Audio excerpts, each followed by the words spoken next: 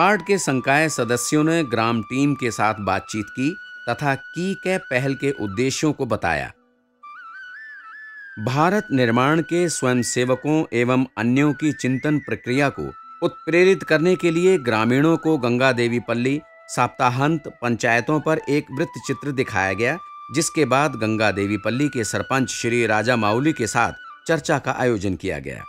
श्री राजा माउली ने अपनी सफलता की गाथा का वर्णन किया, जिससे सभी प्रतिभागी प्रभावित हुए तथा एक शपथ ग्रहण करने के लिए तैयार हुए, जिसे उन्होंने ग्रहण भी किया।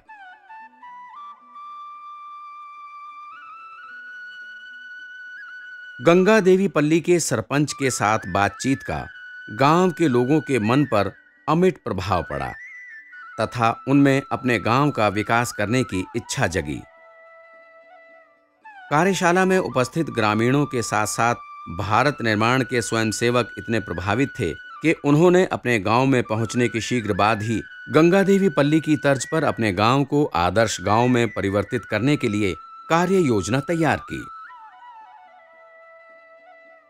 पहली बार अपार्ड ने हमें अपने गांव को सुधारने और उसके विकास की ट्रेनिंग दी है। हमने तय किया है कि चाहे कितने भी राजनीतिक दबाव आए, हम अपने गांव का विकास जरूर करेंगे। गांव में शौचालयों, पीने के पानी, गांव में सड़कों और गलियों में प्रकाश की व्यवस्था के सुधार के लिए एक योजना बनाई है। पंचायत ने लोगों की भागीदारी से लैब से लैंड तक के प्रोग्राम को लागू करना तय किया है।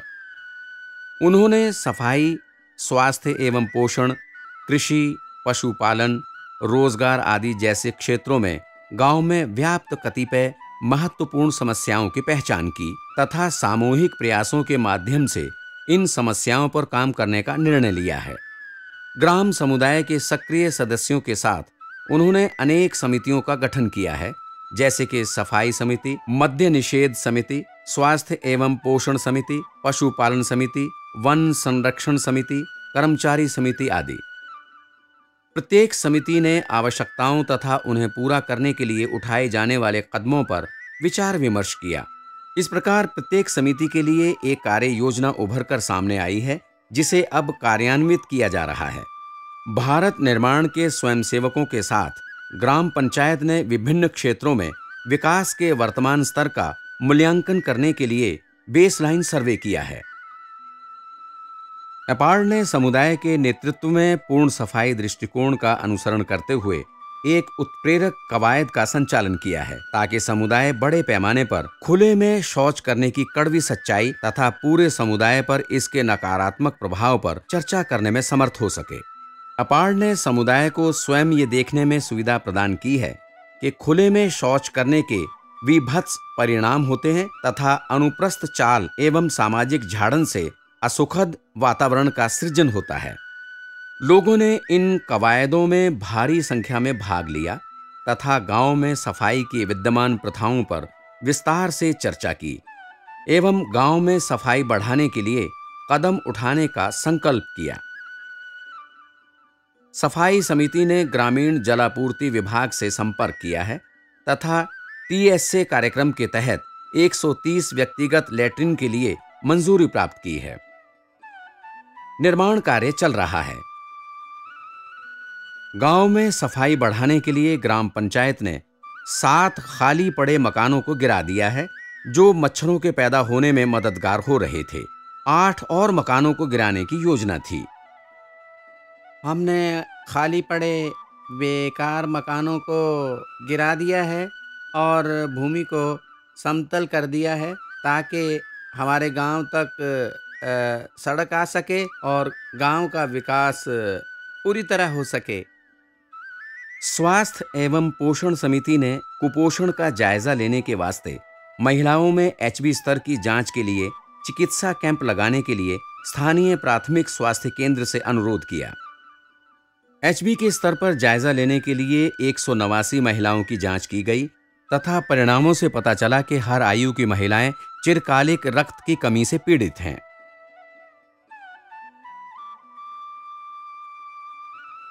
हमने रक्त की जांच के लिए चिडेट गांव में एक कैंप लगाया है, जिसमें महिलाओं के रक्त की जांच की है और हमने पाया महिलाओं का हीमोग्लोबिन इस प्रकार रहा 7 से 8 HB 3.1% महिलाओं का, 8 से 9 59.31%, 9 से 10 60.32%, 10 से 10-50 47.25%, क्योंकि गांव की औरतों को संतुलित आहार नहीं मिलता।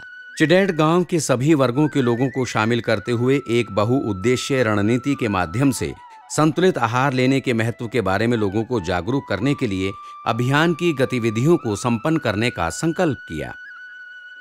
पुरुषों एवं महिलाओं द्वारा शराब एवं ताड़ी का सेवन आम बात है तथा लोग अपनी आय की एक बड़ी राशि इस पर खर्च करते हैं। अनुमान है कि इसके लिए प्रतिदिन गांव से 10,000 रुपए की राशि पीने में बहा दी जाती है।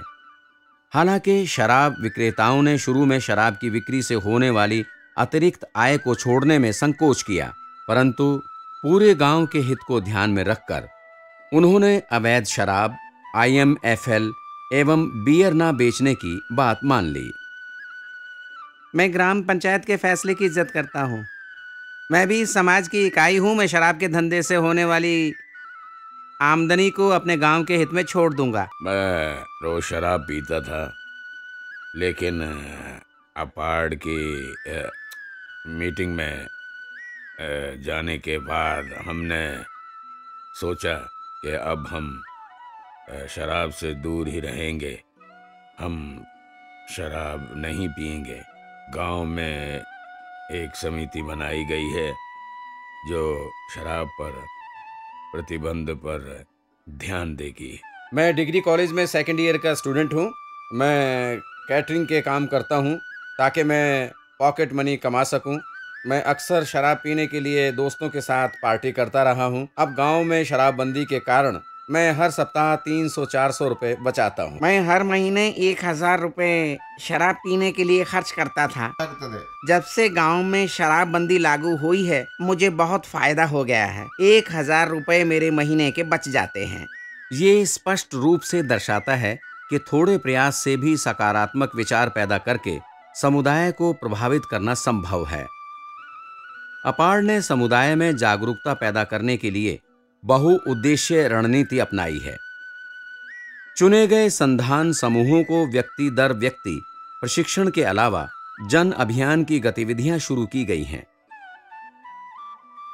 अपार्ड ने अब तक ग्राम सभा अभियान, दीवार अखबार पर लेखन, दीवार लेखन, तेलुगु की मासिक पत्रिका स्थानिका पालना में अपार्ड के कार्यक्रमों को कवरेज देना, गांव में वृत्त चित्र दिखाना, दूरदर्शन पर टीवी कार्यक्रम, सप्ताह के अंत में पंचायतों का ज्ञान अर्जन दौरा आदि जैसे कार्यों को शुरू किया है तथा समकक्ष समूह चर्चाओं से ग्रामीण विकास के विभिन्न कार्यक्रमों पर जागरूकता उत्पन्न हो रही है।